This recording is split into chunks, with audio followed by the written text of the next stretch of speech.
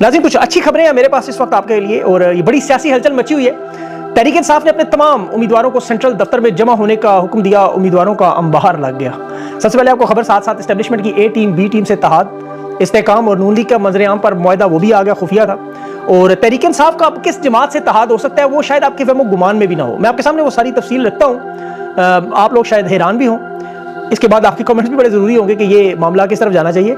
तहरीक इंसाफ की अब जो नॉमिनेशन कागजात जमा करवाने का मामला था वो कहां तक पहुंचे, कितने लोग इलेक्शन लड़ रहे हैं, कितने मुस्तरद हुए, ये तमाम तफसीलात मैं आपके सामने एक एक नंबर डिजिट लिखूं। मैंने आज पूरा तफसील से लिखा है अपने पास। और वकला के बारे में जो बदगुमानी फैलाई जा रही थी, बड़ी साजिश, उसकी भी मैं आपको असल वजह बताता हूं। और इमरान खान के हवाले से जो इलेक्शन कमीशन के लोगों को इमरान खान ने धो डाला, लेकिन जो अपारा से गरीदा फारूकी साहिबा यानी कि जो हमनवा इन्हें ट्वीट करने पड़ी और खबरें आई, असल मामला क्या था, खान पर क्या कोई और केस बनाया जाएगा। आसिफ जरदारी भी मैदान में निकल आया, पहला पड़ाव उसने जाके जनूबी पंजाब में लगा लिया। और तहरीक इंसाफ के खिलाफ खैबर पख्तूनख्वा में एक जो पाकिस्तान पिनल कोड है उसमें बगैर वारंट गिरफ्तारी, नाकाबिल जमानत गिरफ्तारी, 3 साल कैद, जुर्माना, निगरान काबीना जो है पाकिस्तान पिनल कोड और क्रिमिनल प्रोसीजर एक्ट जो है उसमें उसकी मुख्तलिफ शिकों में तरमीम करके ऑर्डिनेंस का मुसद्दे की मंजूरी भी दे रहे हैं। ये गैर कानूनी तौर पर इज्तिमा करने वाले, हंगामा आराई करने वाले इन सजाओं में इजाफे का एक बड़ा फैसला। उसकी बड़ी वजह आपको पता है, अभी जो तहरीक इंसाफ को खैबर पख्तूनख्वा में कॉर्नर करना, पेशावर हाई कोर्ट आपको पता है वाहिद इदारा जो डट के खड़े हैं हर किस्म की ज्यादती और जुल्म के खिलाफ, पेशावर हाई कोर्ट ही नजर आ रही है, एक वाहिद इदारा तो हकीकी मानों में काम कर रहा है। उन्हें रोकने के लिए ये पूरी वारदात कर रहे हैं। और निगरान काबीना की ये वारदात है, इसमें दफा 188 1 महीने तक की कैद, 600 रुपये जुर्माना है। और ये इज्तिमा जैसा मैंने कहा करने वालों के खिलाफ इंतखाबी रैलियां निकालेंगे, वो वारदात होगी। लेकिन अब तहरीक इंसाफ को इंतखाबी रैलियों की जरूरत नहीं है। वो लोग अब आपको पता है मुंह छुपाकर गायब हैं जो बड़े गुरूर से कहते थे, मरियम नवाज का बयान, तहरीक इंसाफ को उम्मीदवार नहीं मिलेंगे। जरा उनसे कहें तहरीक इंसाफ के सेंट्रल सेक्रेटरिएट एक चक्कर तो लगाएं, वहां तो चांद रात बनी हुई है। और ये मामला मैं है क्या, मैं आपको थोड़ा तफसील से बताता हूँ। देखिए, ये तहरीक इंसाफ ने अपने उम्मीदवारों को जो टिकट होल्डर थे, जो इलेक्शन लड़ रहे थे, कागजात नामजदगी अब मंजूर हो चुके हैं, बहुत सारी जो तफसीलात हैं उस पर अपना लाएअमल तरतीब देना शुरू किया। बल्ले के निशान का मामला भी है और उसमें बड़ी तादाद में तहरीक इंसाफ ने जब बुलाया दफ्तर में तो लोग इकट्ठे हो, तीनों फ्लोर उसके भर चुके हैं। टिकट का फैसला भी होगा, उम्मीदवारों को इकट्ठा करने का। ये 80% लोगों के तहरीक इंसाफ के कागजात मंजूर हो चुके हैं। याद रखें, पूरे मुल्क में कौमी और सूबाई नशिस्तें हैं तो वो 859 है, जबकि उम्मीदवार तहरीक इंसाफ के पास 2000 के करीब है जो मंजूर हो चुका है। रिटर्निंग अफसरान जो मुस्तरद कागजात कर चुके थे, 3234 जमा हुए, 3234, उसमें पहले मरहले में 804 लोगों के कागजात इन्होंने मंजूर नहीं किए।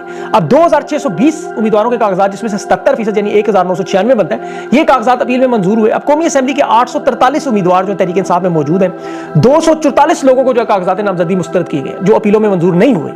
पंजाब असेंबली की हालत देखें तो वहां पे 78% ऐसे हैं जिनके कागजात मंजूर करवाने में कामयाब है, यानी चारों सूबाई असेंबलियों में मिलाएं तो 1771 बनते हैं उम्मीदवार। खैबर पख्तूनख्वा में 23% लोगों के रिजेक्ट उन्होंने किए नेशनल असेंबली के लिए, लेकिन 77% जो है वो मंजूर हुए हैं कौमी असेंबली के लिए। अब 16% कागजात जो अपीलों में इन्होंने मंजूर नहीं किए। अब लाहौर में देखें, पंजाब असेंबली आपको पता है बहुत बड़ा मामला था, यहां पर 78% लोगों के कागजात सूबाई असेंबली में मंजूर हुए और नेशनल असेंबली के लिए 68%, बहुत बड़ा मार्जिन है। बलोचिस्तान में एक वारदात डाल के वहां पर 40% सिर्फ मंजूर हुए, यानी 60% तकरीबन उन्होंने मुस्तरद कर दिए। ईस्ट इंडिया कंपनी का वहां अपना निजाम है, आपको पता है, फिर वहां सरदार भी हैं, वहां पे जो लोग हैं, ये मुतवक्को था, ये सबको पता था। सिंध में कौमी असेंबली में तकरीबन 75% कागजात मंजूर हो चुके हैं और सिंध की जो असेंबली है उसके लिए 82% जो मंजूर है, 18% सिर्फ नामंजूर हुए। तो बलोचिस्तान का मामला सबको पता था, जैसे भी आपको पता है, वहां वैसे भी निशिस्तें कम है। सारा फोकस अगर आप इस तरह देखें तो सबसे पहले तो पंजाब है, दूसरे पर खैबर पख्तूनख्वा, फिर सिंध और फिर बलोचिस्तान। ये सारे मिला के तहरीक इंसाफ के पास इस वक्त 2000 के करीब उम्मीदवार मौजूद है, जबकि टोटल निशिस्तें 859, 246 कौमी असेंबली की और तकरीबन 613 के करीब जो है वो पंजाब सूबाई, चारों मिलाएं। अब तहरीक इंसाफ अभी भी पहले नंबर पर है, जो कागजात इन्होंने मुस्तरद किए। अब पहली तरजीहात में जो लोग थे जिन्होंने कुर्बानियां दी, जो रोपोश हैं, जो खान के साथ डट के खड़े हुए, जो पिछली असेंबली में मेंबरान थे, उन्हें नुकसान, यहां तहरीक इंसाफ को थोड़ा नुकसान पहुंचा। लेकिन जिस तरह के हालात हैं, ऐसे में तहरीक इंसाफ अगर तमाम हलकों में अगर कवर कर ले तो इलेक्शन जीत जाएगी। अब मामला था नशिस्तों को कम करने का, जो मैंने आपको बताया था 20 से 25% कोशिश करेंगे और वो यही लोग हैं जो टॉप टियर जिन्होंने खत्म की।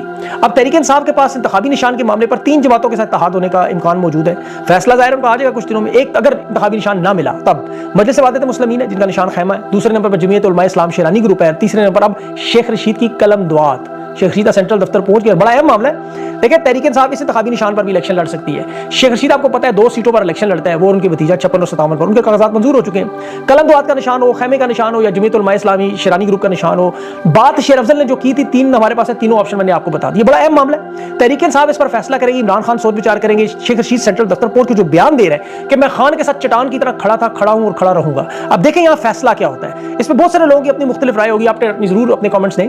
वुकला के हवाले से दूसरा मामला जो सोशल मीडिया पर चल रहा था कि सुप्रीम कोर्ट के हवाले से काजी फाइज पर एतमाद करना है या अदम एतमाद करना है। देखिए इमरान खान होना तो ये चाहिए था, इमरान खान का जो आर्टिकल है जिसने ऊपर से नीचे तक आग लगाई हुई है, ये सब परेशान है कि याद रखें पाकिस्तान में मीडिया में 10 अरब रुपए लगा हुआ है, यानी 1000 करोड़ हकीकी मानों में सहाफत अगर ये लोग करते तो आज तमाम प्रोग्रामों में इमरान खान का इकोनॉमिस्ट को दिया हुआ आर्टिकल डिस्कस होता।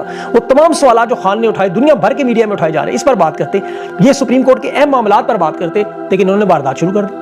उनकी कुछ साफी में हमेशा आपको पता था सर फहरिस्त रहते हैं। इन्होंने फौरन बैरिस्टर गौर और शेर अफजल के खिलाफ प्रोपेगेंडा शुरू कर दिया कि जी बैरिस्टर गौर और शेर अफजल आमने सामने आ गए। मतलब उनकी खबरें देखा करें जनाब। इससे पहले आपको याद होगा एक मामला जो लोगों ने बहुत उठाया था कि शेर अफजल मरवत ने अमेरिका में आर्मी चीफ के दौरे के दौरान जो इमरान खान का नाम मतलब जो एहतजाज लगा के एहतजाज रोका था, वो तहरीक इंसाफ, वो रऊफ हसन साहब मेरे साथ इंटरव्यू में बता चुके हैं कि तहरीक इंसाफ पार्टी किसी सूरत में ये काम नहीं करना चाहती थी, जिसकी वजह से तासुर पैदा हो कि तहरीक इंसाफ पाकिस्तान के इदारों की मुखालिफ जमात है। देखिए बिलाशुबा जुल्म सितम और बर्बरियत का तो एक पूरी कहानी है, लेकिन ये तहरीक इंसाफ कोई मौका नहीं देना चाहती जो इस्तेमाल करके बहाना करके इलेक्शन से दूर करें।